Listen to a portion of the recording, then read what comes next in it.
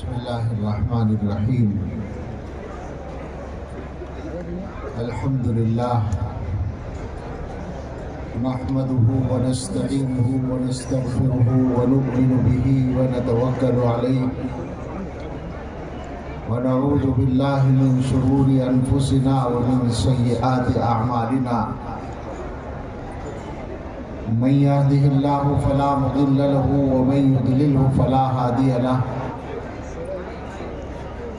ونشهد أن لا إله إلا الله وحده لا شريك له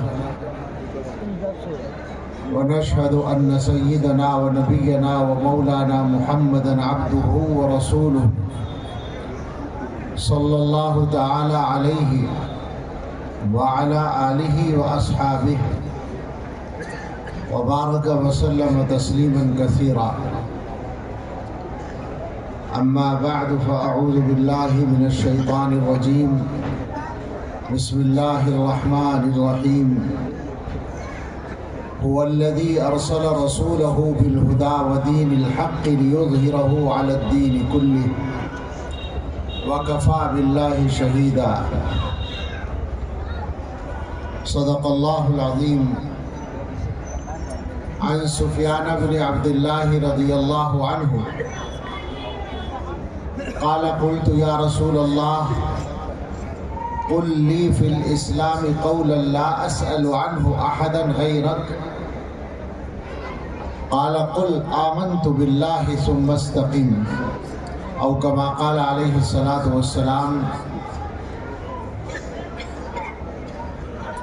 سبحان ربك رب العزة عما يصفون وسلام على المرسلين والحمد لله رب العالمين اللهم صل على سيدنا محمد وعلى آل سيدنا محمد وبارك وسلم اللهم صل على سيدنا محمد وعلى آل سيدنا محمد وبارك وسلم اللهم صل على سيدنا محمد وعلى آل سيدنا محمد وبارك وسلم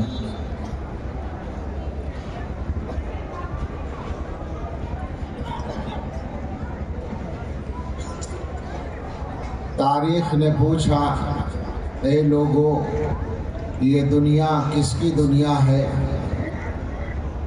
شاہی نے کہا یہ میری ہے، اور دنیا نے یہ مان لیا۔ پھر تخت بچھے ایوان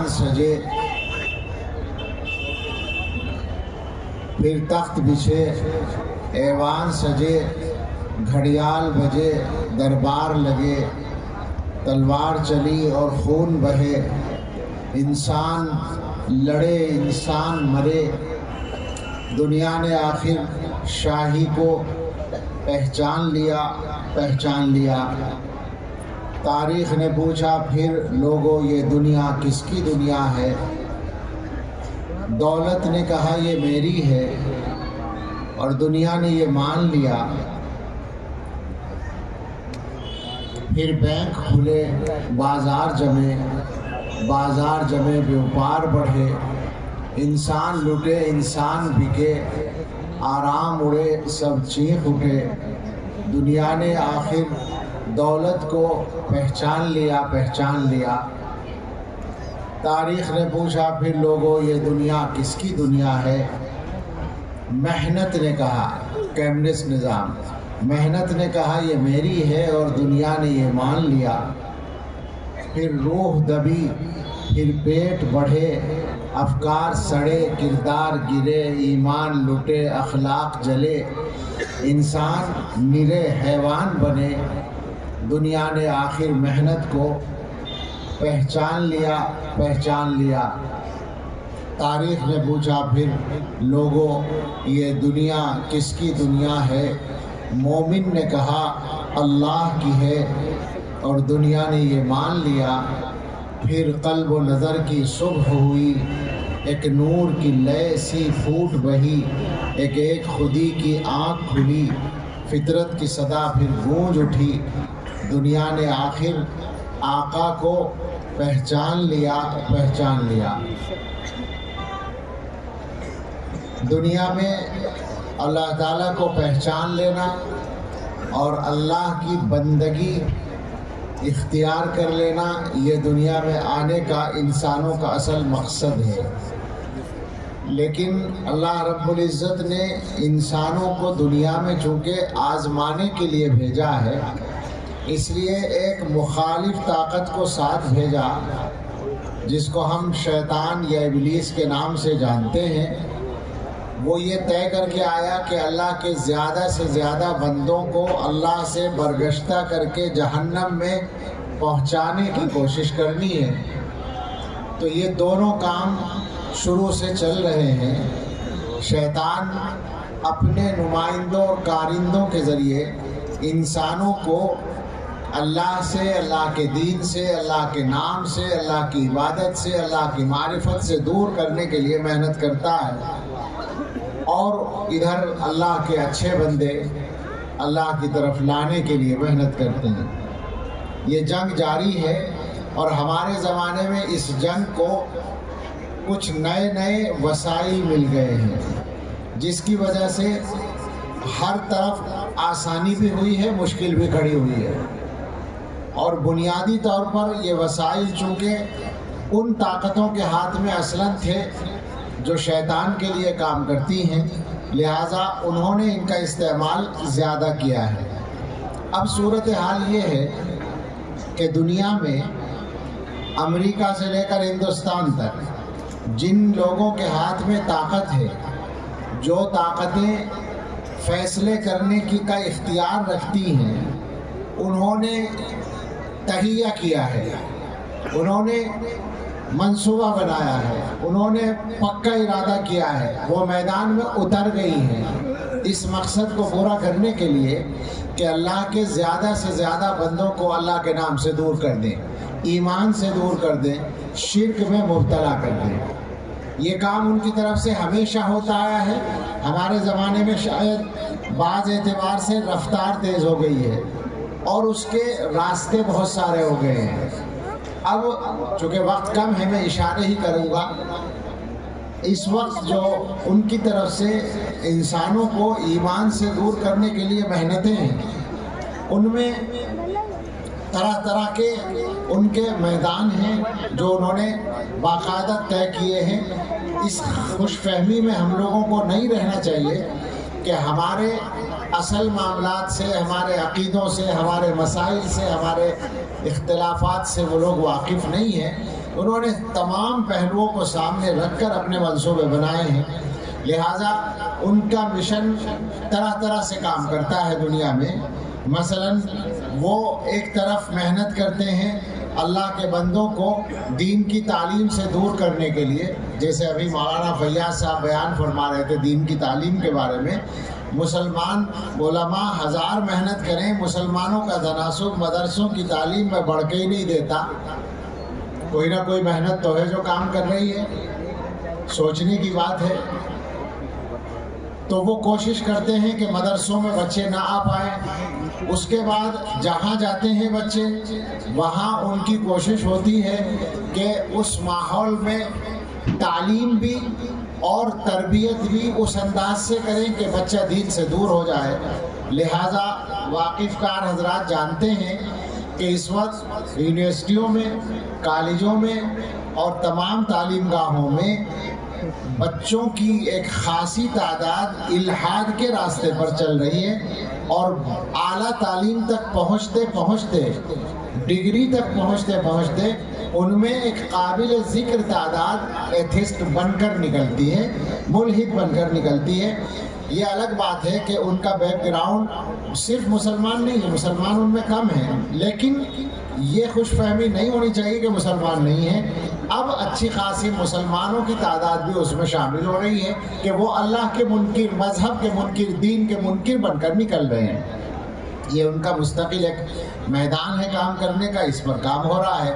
اس کے علاوہ دنیا میں ان طاقتوں کو جہاں جہاں موقع ملتا ہے، اور ان کو کہاں موقع نہیں ملتا، انہوں نے یہ کوششیں کی ہیں کہ دین کی تعلیم کو زیادہ سے زیادہ کمزور کر سکیں۔ میں اپنے وقت پہ ختم کروں گا، آپ درمیان میں کام نہ نکالنے کی کوشش کریں۔ مجھے جو وقت دیا ہے آدھے گھنٹے کا، اسی میں ہوگا، آپ پریشان نہ ہو۔ یہ تمام ہوئی رکھو، بیچ میں ہلچل مت کرو۔ یہ بھی ایک بات ہوتی ہے کہ کوئی بات توجہ سے نہ سننے پائیں. تو جہاں جہاں ان طاقتوں کو موقع ملا انہوں نے دین کی تعلیم کا راستہ روکنے کے لیے قانون تک بنائے ہیں. مجھے یہ بات یاد ہے کہ 2003 میں جب عراق میں صدام حسین کی حکومت ختم ہوئی تھی اور امریکہ کی نمائندہ حکومت وہاں قائم ہوئی تھی، تو اس کے قائم ہونے کے 3 مہینے کے اندر کی بات ہے تقریباً، اخبار میں نے پڑھا تھا کہ حکومت نے، عراق کی حکومت نے یونیورسٹیوں کے جو اسلامک اسٹڈیز کے نصاب ہیں ان پر نظر ثانی کا حکم نامہ جاری کیا ہے. یعنی گویا صدام حسین جیسے بیچارے آزاد شخص کے دور کی یونیورسٹیوں میں جو کچھ اسلام پڑھایا جا رہا تھا وہ بھی برداشت نہیں تھا، اس کی بھی کٹوتی کرنے کے لیے آرڈر جاری ہوا تھا. یہ ایک مثال ہے، اور کم سے کم 10 ملکوں کے نام لیے جا سکتے ہیں، مسلم ملکوں کے، ضرورت نہیں ہے یہاں نام لینے کی، جن میں باقاعدہ نصاب پر اسی طرح سے امریکہ کی سربراہی میں غور ہوا ہے اور وہاں نصاب میں کٹوتی کی گئی ہے دینی تعلیم کے نصاب میں. تو یہی معاملہ ہر جگہ ہے.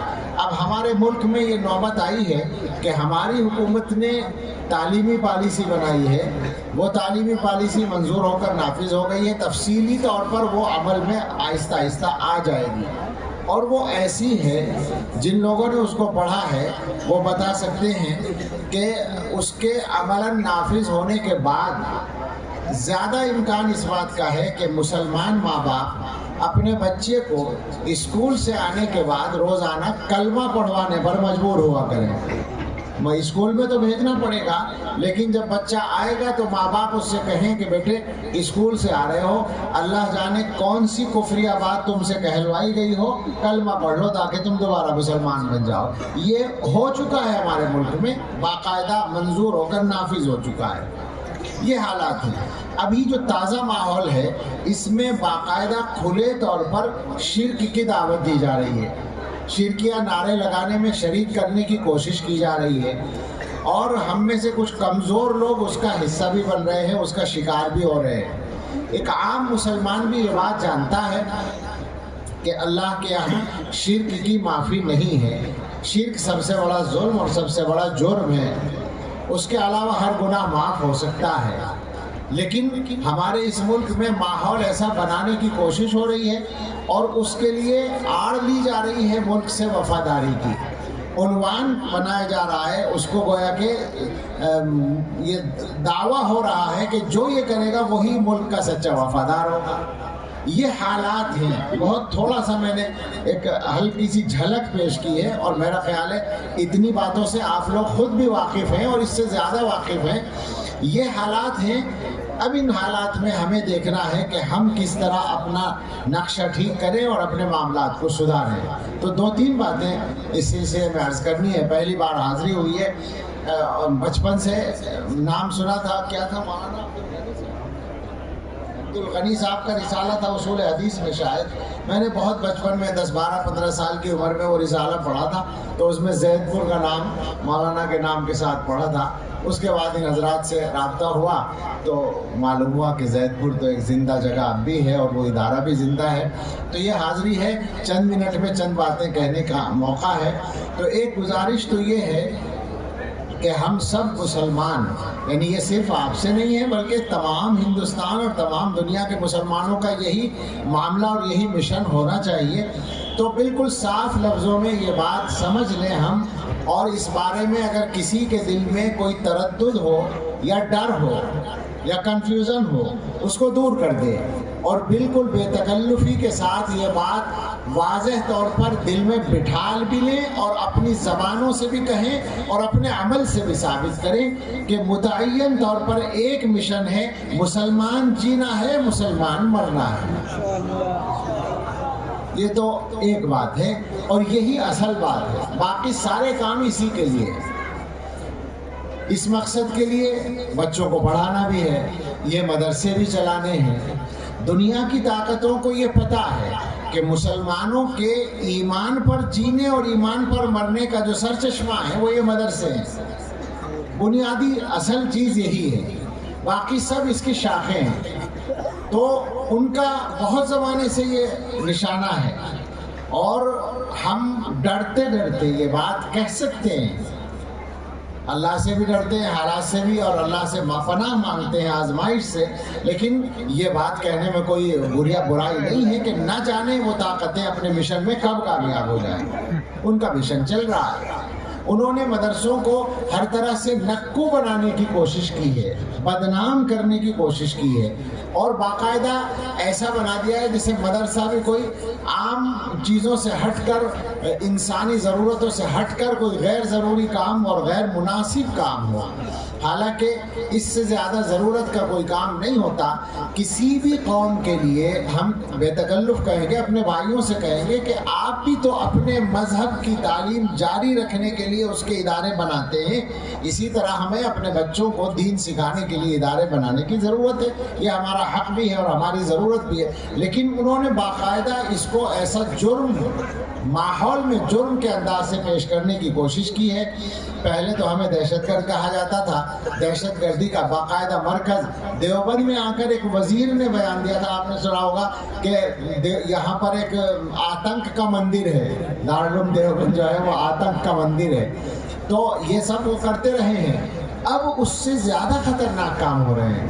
دہشت گردی کا الزام تو چپکتا نہیں تھا، آسانی یہ تھی کہ چپکتا نہیں تھا، کہتے تھے بیوقوف بنانے کے لیے، اور چپکتا اس لیے نہیں تھا کہ مدرسے کھلی کتاب ہیں۔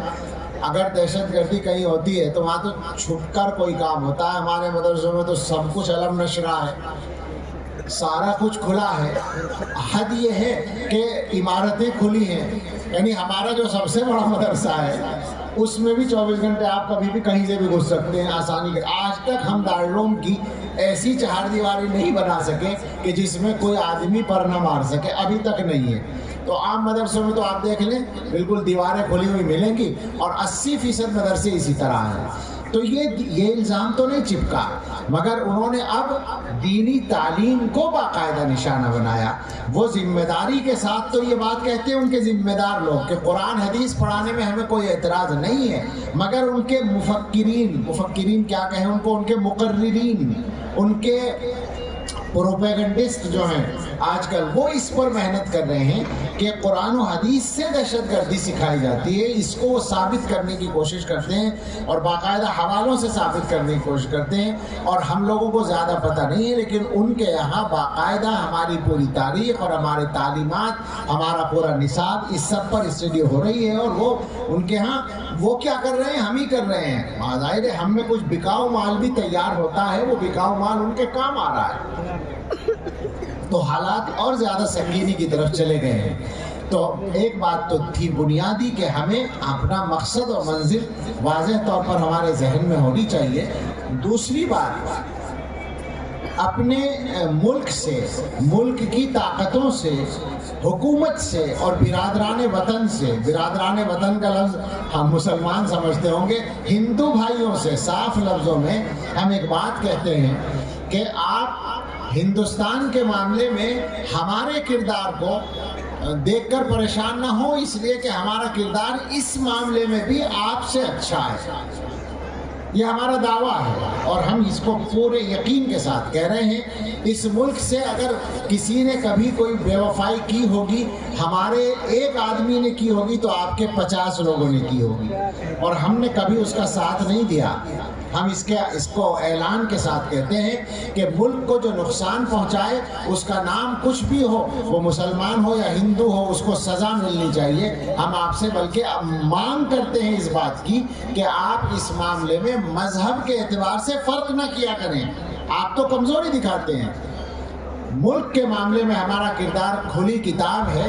ہندوستان کے ساتھ وفاداری یا ہندوستان کو صحیح رکھنے کی کوشش یا اس کو نقصان نہ پہنچانا، یہ آپ کی وجہ سے نہیں ہے، ہمارے مذہب کی تعلیم ہے۔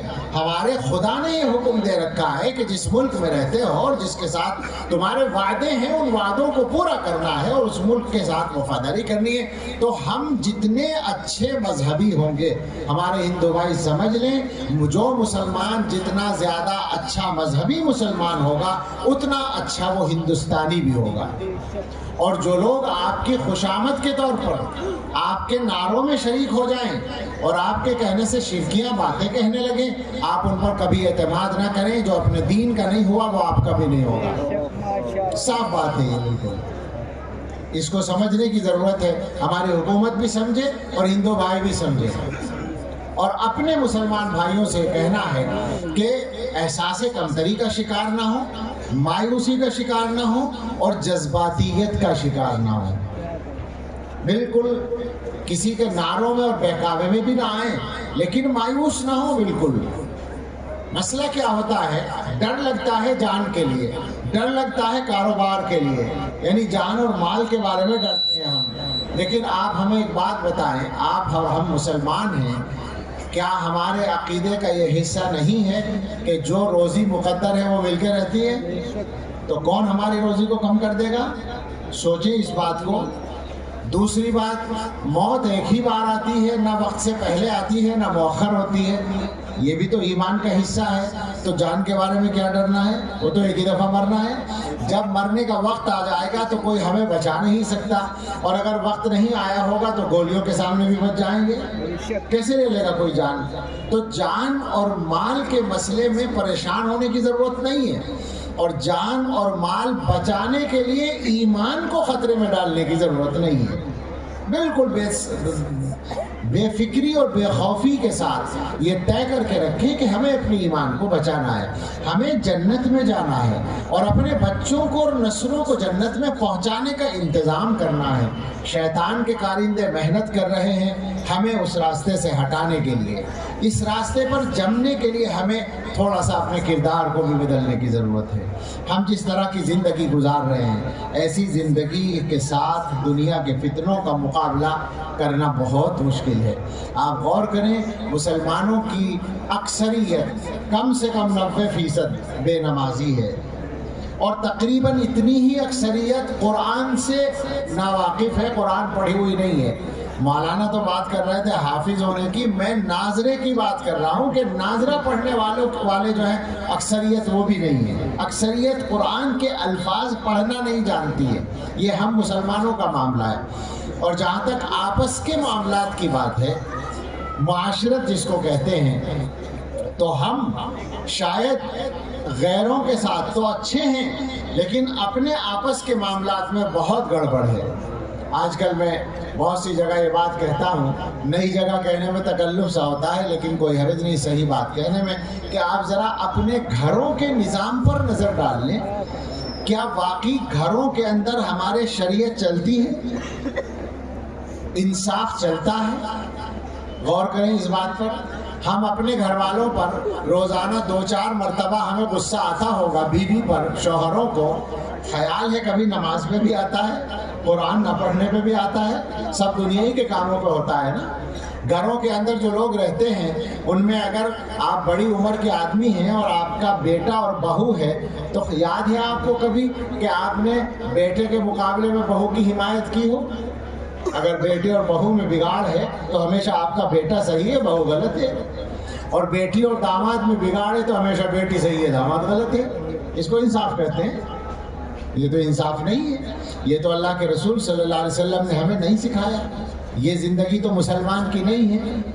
سوچنے کی بات ہے. ہمیں اپنے آپ کو ٹھیک کرنا ہوگا، اپنے آپ کو بدلنا ہوگا. یہ یقین رکھیے کہ دنیا کے حالات تو اللہ کے ہاتھ میں ہے. ان القلوب بین اصبع الرحمن یقلبها کیف یشاء. اللہ کے ہاتھ میں سب کے دل، اللہ تعالیٰ جس طرح چاہتے ہیں پلٹ دیتے ہیں. یہ حالات اعمال کے پیچھے چلتے ہیں، اصل حالات وہ نہیں ہیں جو دنیا میں پیش آ رہے ہیں. مجھے شرم آتی ہے مگر بغیر تکلف کے جگہ جگہ کہتا ہوں، ہندوستان کے تقریباً ہر کونے میں جا کر میں نے گزشتہ کئی سالوں میں ہر بیان میں پوچھا ہے. آپ سے بھی ذکر کر رہا ہوں، اگر نہ ہو تو بتا دیجئے گا. کوئی جگہ ایسی ملے جہاں کے مسلمان سودی قرضے میں مبتلا نہ ہو؟ یہاں تو نہیں ہے. شرم آتی ہے. کہیں بھی نہیں میں جواب نہیں ملتا. اور قرضہ دونوں طرح کا، بینکوں کا بھی، اور وہ سوسائٹیاں چل رہی ہیں قرضہ دینے کے لیے جو عورتوں کو اپنی سوسائٹی کا زیادہ ممبر بناتے ہیں اور اس کے بعد جو کچھ ہوتا ہے وہ بیان کے لائق نہیں ہے. اسی ملک کے اندر یہ بھی سروے ہے موجود کہ تناسل کے اعتبار سے، آبادی کے اعتبار سے نشہ مسلمانوں میں زیادہ ہے دوسروں سے۔ آپ سوچیں ذرا، ہم کبھی کبھی ہمیں خیال آتا ہے کہ حکومت ہمارے ہاتھ میں ہونی چاہیے تھی، یا کبھی یہ خیال آتا ہے کہ اللہ کی مدد آنی چاہیے تھی۔ ایسے کردار والوں کے لیے نہ اللہ کی مدد آتی ہے، نہ ان کو حکومت دی جاتی ہے۔ حکومت کرنے کے لیے اچھے آدمیوں کی، اچھے مسلمان، کافروں کے لیے شرط نہیں ہے یہ، مسلمانوں کے لیے شرط ہے کہ تمہیں طاقت جب ملے گی جب تم ڈھنگ کے مسلمان ہو گے، اچھے مسلمان ہو گے۔ اپنے آپ کو بدلنے کی ضرورت ہے، اپنے اللہ سے اپنا تعلق صحیح کرنے کی ضرورت ہے۔ اور ایک حدیث سنا کر میں بات ختم کروں، ذہنوں میں یہ بات بٹھائیے کہ ہم دین کے محتاج ہیں۔ عام طور پر ہم مدرسوں کے جلسوں میں جاتے ہیں اور یہ مدرسوں والے بیچارے اخلاق سے ملتے ہیں اور آپ کی ایک طرح سے خوشامد کرتے ہیں، چونکہ چندہ بھی لینا ہوتا ہے آپ سے، حالانکہ چندہ بھی آپ کو خود ہی دینا چاہیے خوشامد کر کے، اور احسان انہی کا ماننا چاہیے، مگر چل رہے ہیں بہت سارے کام الٹے یہاں، یہ بھی چل رہا ہے۔ مدرسے والے آپ سے اس سے بات کرتے ہیں تو آپ سمجھتے ہیں کہ یہ ہمارے ضرورت مند اور محتاج ہیں، ذہنوں سے نکال دیں۔ اللہ بے نیاز ہے، اللہ کا دین بے نیاز ہے، اللہ کی کتاب بے نیاز ہے، دین کی تعلیم بے نیاز ہے، ہم محتاج ہیں۔ یہ ذہن سے نکال دیں کہ ان کو ہماری ضرورت ہے۔ ایک حدیث ہے جس میں باری تعالیٰ نے اپنی کچھ شان بیان کی ہے، اس کا صرف ترجمہ کروں گا، الفاظ شاید آ جائیں زبان پر برکت کے لیے۔ حضرت ابو ذر غفاری رضی اللہ عنہ کی روایت ہے، حضور علیہ السلام سے نقل کرتے ہیں، حضور علیہ السلام اللہ سے نقل کرتے ہیں، اللہ تعالیٰ فرماتے ہیں اپنے بارے میں، حدیث قدسی ہے گویا، یا عبادی انی حرمت الظلم علی نفسی وجعلتہ بینکم محرما فلا تظالموا، اے میرے بندو میں نے اپنے اوپر ظلم حرام قرار دے رکھا ہے اور تمہارے آپس میں بھی ظلم کو حرام کیا ہے، تو آپس میں ایک دوسرے پر ظلم نہ کیا کرو۔ اس کے بعد فرمایا یا عبادی کلکم ضال الا من ہدیتہ فاستہدونی اہدکم، اے میرے بندو تم میں سے ہر ایک گمراہ ہے سوائے اس کے جسے میں ہدایت دوں، تو مجھ سے ہدایت مانگو میں تمہیں ہدایت دوں گا۔ یا عبادی کلکم جائع الا من اطعمتہ فاستطعمونی اطعمکم، اے میرے بندو تم میں سے ہر ایک بھوکا ہے سوائے اس کے جسے میں کھانا کھلاؤں، تو مجھ سے کھانا مانگو میں تمہیں کھلاؤں گا۔ یا عبادی کلکم عار الا من کسوتہ فاستکسونی اکسکم، اے میرے بندو تم میں سے ہر ایک بے لباس ہے سوائے اس کے جسے میں لباس پہناؤں، مجھ سے مانگو میں تمہیں کپڑا دوں گا۔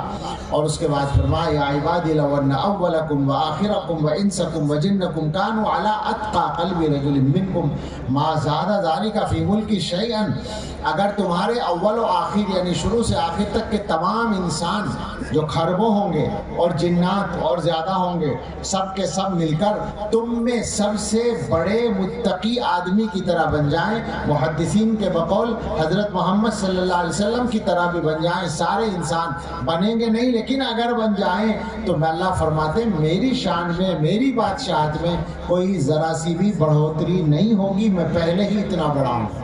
اور اگر یہ سارے کے سارے مل کر کانوا علی افجر قلب رجل منکم، یہ سب کے سب بدترین نافرمان بن جائیں، محدثین کے بقول شیطان بن جائیں سب، تو فرماتے ہیں باری تعالیٰ ما نقص ذلک من ملکی شیئا، اس کی وجہ سے میری بادشاہت میں ذرا بھی کمی نہیں آئے گی۔ اور اس کے بعد فرمایا کہ یہ سب کے سب سارے انسان، یہ کھربوں انسان اگر قاموا فی صعید واحد، ایک میدان میں کھڑے ہو جائیں اور ہر ایک اپنی خواہش کا سوال کرے کہ مجھے یہ چاہیے، وَأَعْطَيْتُ كُلَّ وَاحِدٍ مَسْأَلَتَهُ، اور جو مانگے، جو آدمی جو مانگے میں اس کو دے دوں، تو مَا نَقَصَ ذَلِكَ مِمَّا عِنْدِي إِلَّا كَمَا يَنْقُصُ الْمِخْيَطُ إِذَا أُدْخِلَ الْبَحْرَ، ان سب کو دینے سے میرے خزانے میں اگر کوئی فرق پڑے گا، اگر فرق کہو اس کو، تو وہ ایسا فرق ہوگا جیسے سمندر میں سوئی ڈال کر نکال لی جائے، تو سوئی کے ساتھ کتنا پانی آئے گا اور اس میں فرق کتنا پڑے گا تم تصور کر سکتے ہو،